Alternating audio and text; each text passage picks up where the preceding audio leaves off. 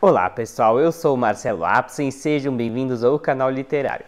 Pessoal, hoje vou comentar brevemente as minhas leituras aqui do mês de agosto e do mês de julho. Mas antes, se você é novo no canal, não se esquece de se inscrever e já deixar a sua curtida. E lembrando que comprando qualquer obra aqui exposta ou qualquer outra, desde que pelos links abaixo, você apoia o canal com uma pequena comissão. Desde já agradeço o seu apoio. Pessoal, quem vem acompanhando o canal talvez já viu nos últimos vídeos que eu tenho me interessado mais pela não ficção. Não é que a ficção ficou em segundo plano, né? Apenas é uma nova dimensão aí, talvez, do canal, particularmente através de Freud. Eu tenho lido as obras de Freud, estou lendo Totem e Tabu, e eu estou gostando muito, porque é uma leitura que realmente está me agregando muito, assim, né? Mudando talvez aí a minha visão de mundo, né? Apenas um disclaimer, tá, pessoal? Não sou psicanalista, sou administrador de empresas, mas o Freud quis muito, como a gente vê nas outras obras, que as pessoas estudassem a sua obra, né? Não apenas os psicanalistas, as pessoas leigas mesmo.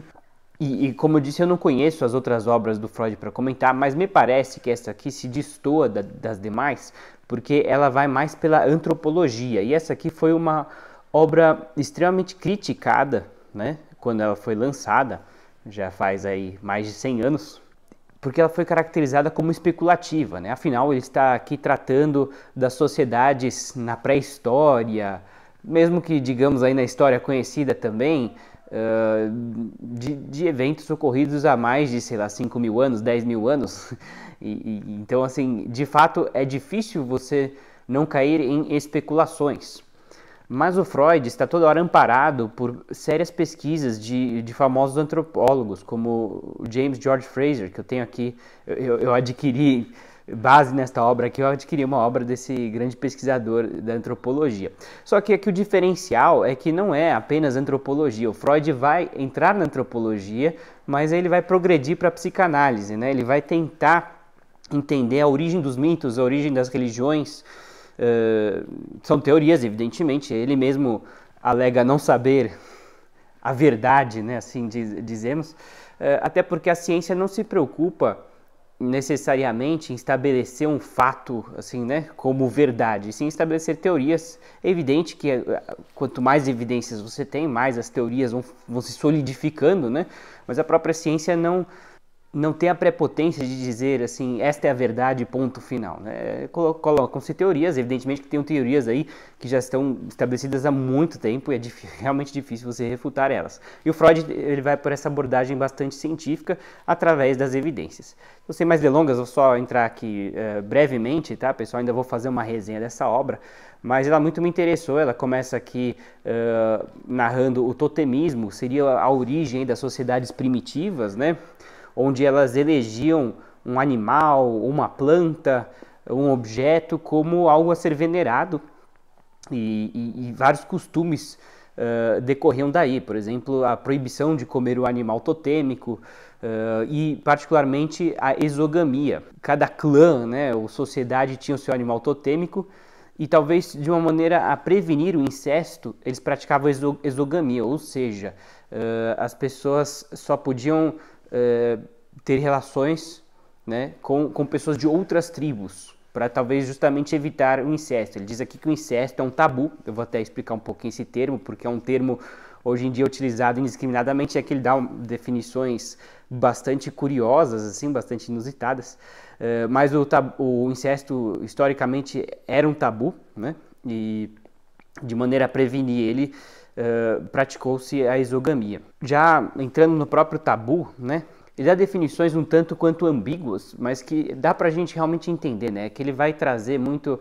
a questão de que o tabu era um objeto ao mesmo tempo sagrado, mas ao mesmo tempo assim temível, né? Ele tinha um quê de assim de destrutivo, né? Então, por exemplo, o rei era um tabu também. Uma pessoa podia ser um tabu, né? A pessoa não podia encostar no rei, senão ela podia morrer. Assim, tinha essa crença. Ou comer dos restos da comida do prato onde o rei comeu, né? O servo não podia ir lá e comer, porque aquilo lá tinha uma energia espiritual muito forte. O tabu da menstruação, um certo horror primitivo que se tinha, talvez porque o sangue, né, lembrava a morte, né? Então assim, as mulheres quando menstruavam muitas vezes eram segregadas nas tribos antigas, né? Elas ficavam em ambientes separados dos homens, talvez com o medo, né, de que se o homem encostasse naquele sangue, o sangue é morte e tudo mais, né? Mas o tabu vai tanto para esse lado, digamos assim, do medo, né, como do sagrado, como eu disse, quer dizer, o rei tinha o próprio tabu da comida, né, já que, por exemplo, não podia se comer o animal totêmico, né, porque talvez eles acreditavam que aquilo era uma fonte de bênçãos, e você comendo aquele animal, você estaria deixando aquele espírito do animal, né, descontente. Tinha o tabu justamente da morte, da guerra, por exemplo, soldados que voltavam da guerra e mataram, eles também tinham um tratamento diferenciado de se distanciados demais, afinal ele teve contato com a morte. O próprio inimigo era um tabu, assim, né? Procurava-se, por um lado, derrotar o inimigo, mas por outro, honrar a sua morte, temendo talvez uma vingança dos espíritos, por aí vai, né? E falando em espíritos, tem também o capítulo aqui do animismo, onde ele vai descrever de onde que surgiu todo esse imaginário de espíritos e almas e demônios, né? Achei muito legal essa parte, só entrando brevemente aqui, dos demônios, onde, segundo Freud, de novo, é uma teoria, né? Os demônios surgiram através da morte, evidentemente, né? Por exemplo, de um ente querido, só que a pessoa tinha sentimentos ambivalentes em relação àquele falecido. Ele talvez secretamente tinha certos ressentimentos, né, contra aquele falecido. Só que esse é um sentimento meio que inadmissível, assim, né? Então ele na verdade projetava aquele sentimento no falecido, né? É uma maneira de se escusar desses sentimentos. Então, por exemplo, ele criava-se aí uma visão de que o falecido que não gostava do vivo, né? E até porque também tem-se esse medo, né, de que o falecido tem um ciúmes, uma inveja dos vivos, né? Afinal ele já faleceu e o vivo está aqui, né? Ele tem um certo ciúmes, uma vontade de voltar, mas também tem esse ressentimento, né, do vivo para o falecido, que ele projeta no falecido. Ele fala, não, é o falecido que não gostava de mim. Aí criam-se os espíritos maus, né? E aí, inclusive, tem os tabus dos nomes, né? Em certas tribos não se podia falar o nome de alguém que faleceu, porque senão essa pessoa podia vir, né? Então, assim, criou-se aí todo um imaginário baseado justamente nesses princípios da psicanálise. Quer dizer, ele tinha sentimentos ali reprimidos, né? O vivo, em relação ao falecido, então, como são inadmissíveis, ele projeta para fora. Isso vira meio que uma neurose, né? Essa que é a grande tese aqui do Freud, que muitos dos tabus são extremamente similares às neuroses dos pacientes, né?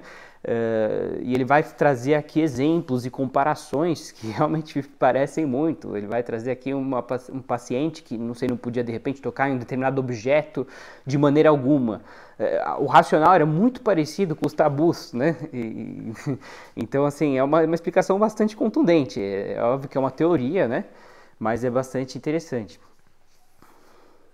Ele também vai tratar muito do narcisismo, né? Da vontade que o homem tem de ter controle da situação, né? De achar que ele está em controle, né? Então, se ele quer que chova, então ele vai fazer uma dança da chuva. Talvez inicialmente ele vai mentalizar a chuva, ele vai querer ele mesmo trazer a chuva. Depois ele vai transferir essa autoridade para algo maior, um deus ou deuses, né? E ele vai começar, mas de uma certa maneira ele ainda acha que ele tem alguma influência sobre o processo. Então ele vai fazer suas cerimônias, seus ritos, né? E diz ele que no fim, né, o Freud era ateu, a pessoa se desilude e aí ela vai realmente tentar atacar os problemas pelas bases científicas e talvez reconhecer que ele não tem controle de tudo. Então, bem interessante. E aqui ele vai ainda, estou no último capítulo, onde ele vai falar do totemismo de novo, né, sobre a origem do totemismo, por que as pessoas elegiam esses animais ou plantas como divindades, e a conexão disso com a fase da infância da criança. E ele vai fazer esse paralelo da infância em outros casos também. E é bastante interessante como essa abordagem psicanalítica, ela dá uma nova luz, assim, né, sobre o desenvolvimento aí dos mitos, das civilizações, né? Acho que, assim, não sei se são teorias provadas, teorias que são possíveis de serem provadas, mas há evidências, né? E é bastante interessante. E, na verdade, isso é apenas uma parte do livro, porque depois ele vai trazer aqui outros capítulos, né? O Totem Tabu em si, a obra dele, compõe mais ou menos metade do livro, e a outra metade é aqui a seção Contribuição à História do Movimento Psicanalítico e outros textos. É muito legal essa série, tá, pessoal? Essa série, eu já tenho aqui o Mal-Estar na Civilização, que também tem essa dissertação, o Mal-Estar na Civilização, e tem esses outros textos complementares Na verdade, não são complementares, são textos de outros assuntos, né? Que também são muito interessantes. Então, base nisso, eu desenvolvi um certo interesse por estudar os mitos, né? Das demais civilizações, né? E eu já terminei esse aqui, o Enuma Elish, as 7 tábuas, né, da história da criação. Aqui é a criação do mundo segundo o mito babilônico, e é muito interessante os paralelos que existem com a Bíblia, né, com a Torá. E assim, esse aqui é um livro em inglês, tá, pessoal? Para quem quiser, eu vou até colocar o link aqui. Dá para comprar pela Amazon Brasil. É que realmente esses livros assim mais específicos, né, Enuma Elish aqui, acho difícil alguém publicar para o Brasil. Eu não vejo por que não poderia, mas infelizmente a gente acaba não encontrando, né? E assim, como eu já percebi, esses livros mais, entre aspas, arqueológicos, né, eles vão trazer a íntegra, né, eles vão trazer muito comentário, porque sem o comentário é muito difícil de entender. Eu vou mostrar aqui para vocês. Ele tem um certo... Ele tem lacunas, né? Então, por exemplo, aqui, ó, a gente pode ver o texto, todos esses 3 pontinhos são pontos descontínuos do texto, né? Porque é o que se resgatou aí das tábuas de argila, né? Foram 7 tábuas de argila e mais textos complementares. Mas o grosso aqui, ele vai trazer, e com comentários, né? Ele vai... aqui ele traz a criação do mundo através de uma espécie de guerra divina, assim, né? A Tiamat, que seria a mãe dos deuses, por algum motivo que o próprio comentarista aqui afirma, não fica claro, né, porque pela ausência né, nas tábuas, mas parece que ela ficou revoltada com os demais deuses, seus filhos, por algum motivo, porque mudaram o jeito de conduzir as coisas, é assim que diz aqui, né? E ela planeja uma revolta com seus ministros, Apsu, e agora esqueci o nome do outro. O Apsu e o Mumu são as 2 divindades que vão a mando de Tiamat fazer essa revolta, e os demais deuses, assim, as divindades, talvez comandadas por Ea, uma outra divindade, já percebe tudo o que está acontecendo e consegue capturar ou até matar esses deuses. E a Tiamat se revolta, fica realmente furiosa, assim, né, sabendo que a sua rebelião foi frustrada, e ela deseja tomar aí as providências com as próprias mãos, assim, vamos dizer, né? E aqui ela é descrita como um dragão, assim, né? Um dragão de proporções aí mitológicas. E os demais deuses, curiosamente, ficam extremamente com medo, assim, né? Desesperançosos, e ficam debatendo quem vai lá enfrentar esse dragão, que é a mãe de todos eles. E tentam um, tentam outro, no fim elegem o Marduk, né? Que é o que vai realmente aí derrotar, enfim, a Tiamat, né? E que seria uma espécie de divindade do trovão. E ele, na verdade, ele derrota ela e o exército dela, e fica aí como uma espécie de deus guerreiro vitorioso, né?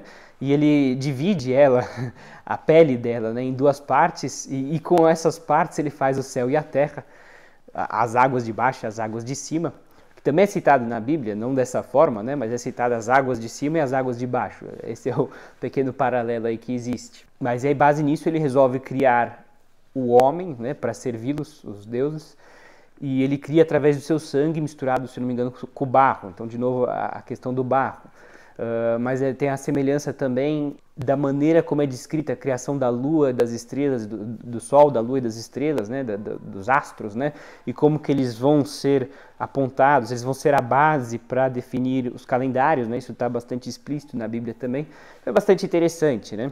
Acho legal essa perspectiva do Freud, né, que, assim, da necessidade das civilizações de criarem os mitos, né, e a gente começa talvez a enxergar mais esses paralelos, assim, né. Então, esse já não é o primeiro livro que eu estudo sobre a mitologia babilônica, né, e a gente vai vendo que as divindades, não só na cultura babilônica, mas nas outras culturas também, elas representam as necessidades básicas, vamos dizer assim, né, o céu, ou seja, a chuva, né, o campo, né, as plantas, as águas, né? As pessoas navegavam naquela época, tinham medo do mar e tudo mais, da fertilidade, né? Então, assim, as pessoas queriam ter filhos, procriar. Então, nisso era uma resposta, né, para esses poderes, digamos, ocultos, né? Como é que existiam várias lacunas no conhecimento, né? Como é que vinha a chuva, como é que vinha a geada, como é que, né?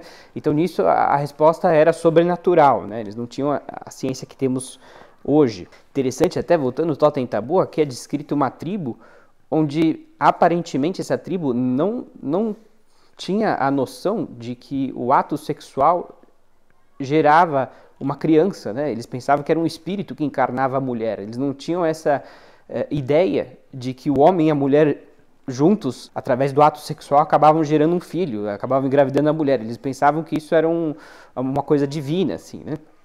Então, de novo, é interessante, assim, essa é a personificação, né, talvez, das forças da natureza. E a gente pode ver como são projeções, né? Quer dizer, os deuses ficam bravos, eles se vingam, eles guerreiam. Na verdade, o homem está olhando para si e está tentando adivinhar o que tem lá em cima, né? É isso que é interessante. Bom, pessoal, base nisso também, espero não saturá-los aí com esse assunto também. Eu vou trazer aqui um livro de ficção também, mas por enquanto ainda no campo da não ficção, digamos aí nessa parte de mitologia. Podemos dizer, claro, também uma certa ficção, mas aqui não é, né, a ficção no sentido pleno, né, assim, uma história.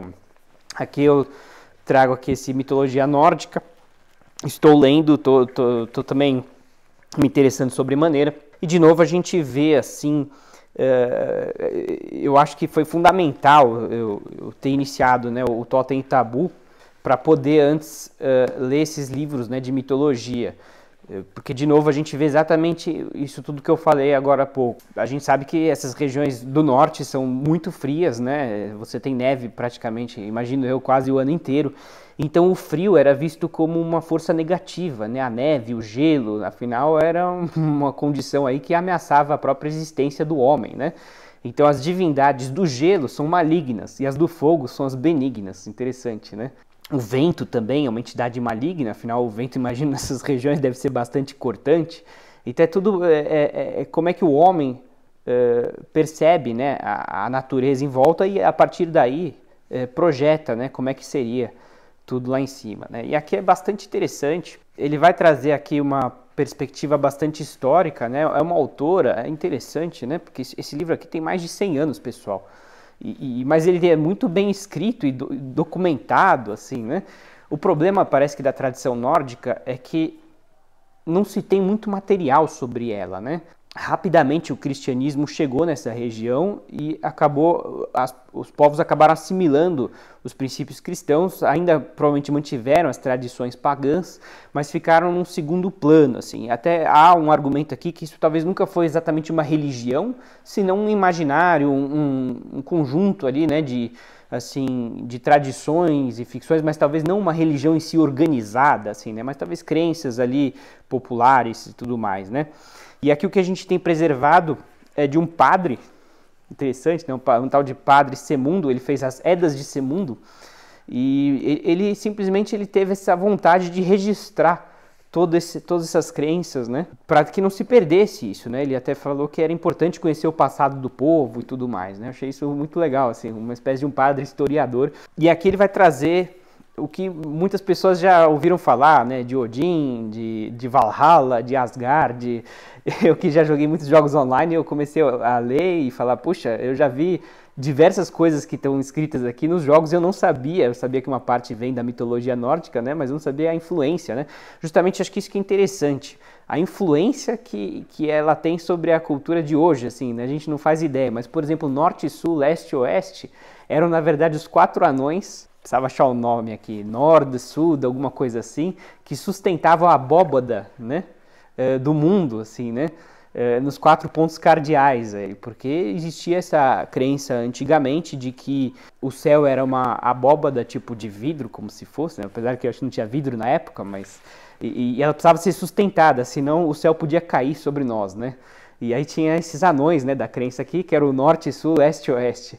A própria Páscoa, né, que a gente chama em inglês de Easter, né, era uma divindade aqui chamada Oestra.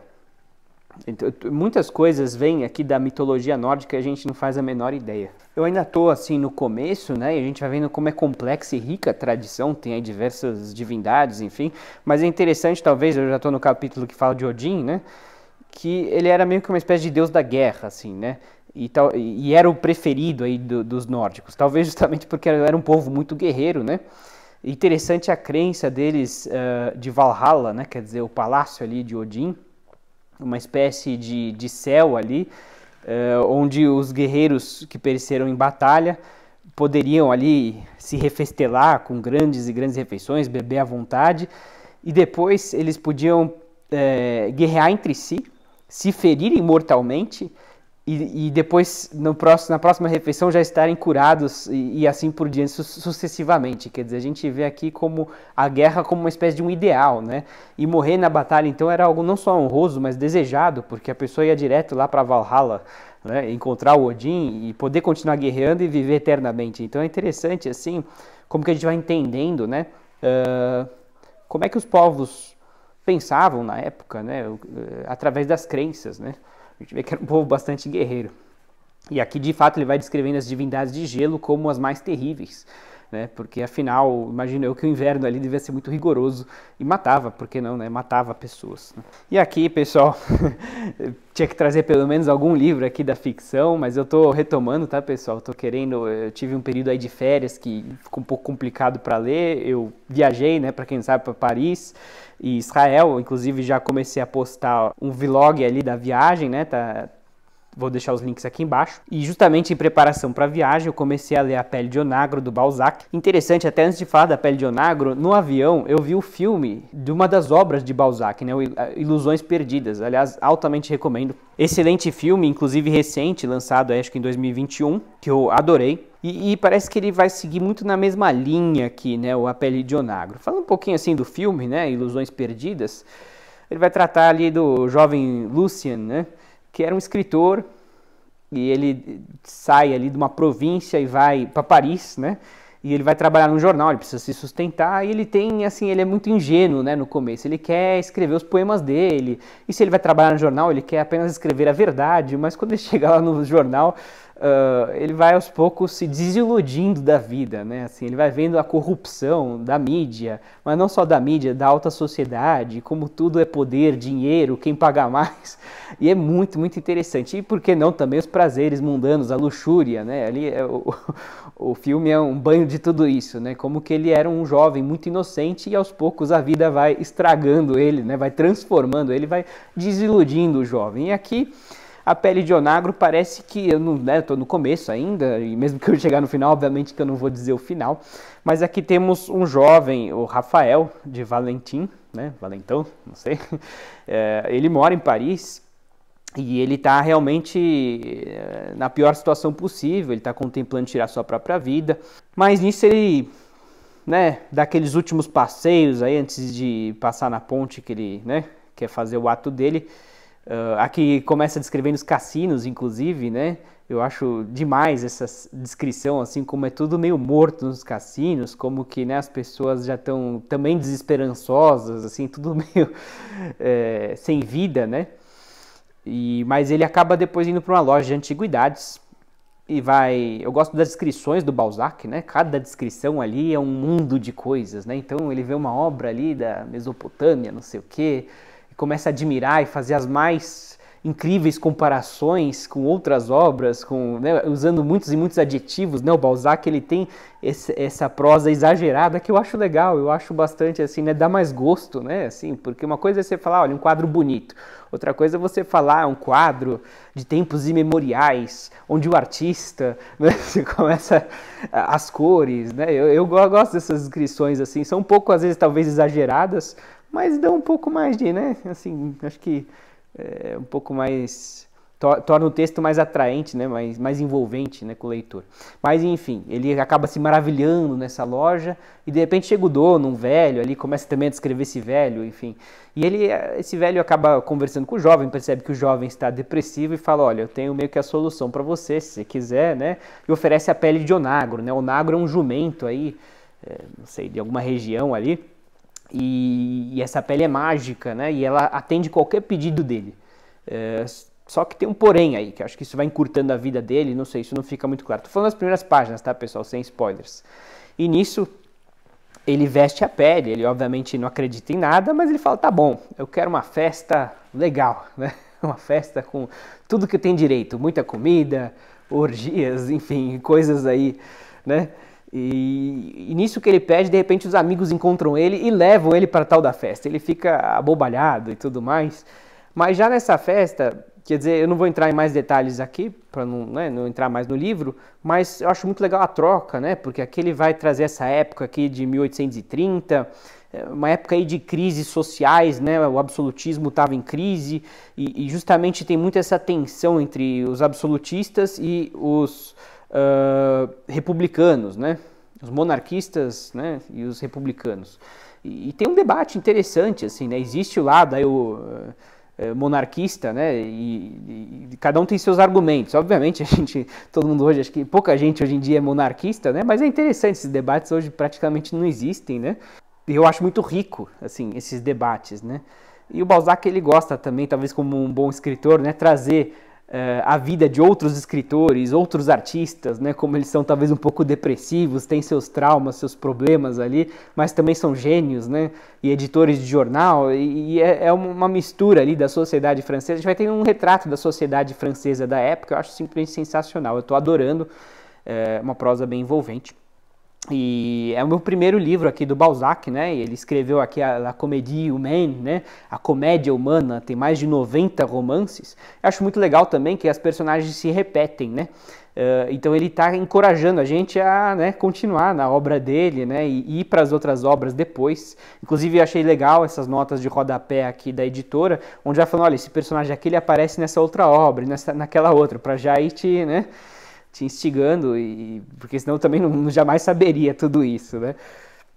E justamente o Balzac, ele era um workaholic, ele trabalhava aí 18 horas por dia, e talvez isso custou a saúde dele, provavelmente, e por isso ele morreu jovem, aí por volta dos 50 anos, se eu não me engano. Mas ele escreveu esses 95 romances, tentando perscrutar aí, digamos assim, a natureza humana, e parece que ele conseguiu, não sei, né? Assim, dizem os críticos que é um compêndio, assim, né? Onde a gente pode aprender muito com ele. Eu não sei se um dia eu vou ler tudo, mas eu tenho bastante interesse, eu estou gostando, eu já gostei do livro, né? Eu tenho Ilusões Perdidas aqui, o livro, apesar de ter visto o filme, pretendo também ler o livro. Por que não? Eu tenho aqui também outro livro pocket dele, A Mulher de 30 Anos. Balzac também era um dos primeiros feministas, né? Estamos falando aí de 1830, né? Quer dizer, não, é um movimento que nem imaginou que nem existia na época, mas ele gostava de olhar o lado da mulher, talvez como ela sofria sob a pressão de maridos opressivos, né? E como ela precisava se libertar, como que ela também deveria ter talvez os mesmos direitos do homem, né? Não sei se ele fazia esse ponto assim de maneira tão contundente, né? Talvez seria criticado na época, mas ele era certamente aí um advogado das mulheres. Bom, é isso, pessoal, só para dizer aqui, eu estou realmente estudando essa parte de mitologia e não ficção, mas eu continuo aqui, mas eu tenho também outras obras aqui de ficção que estão em andamento, é que esse mês eu não consegui andar muito, talvez depois de terminar essa eu vou continuar, tem algumas para terminar aí de ficção, sim.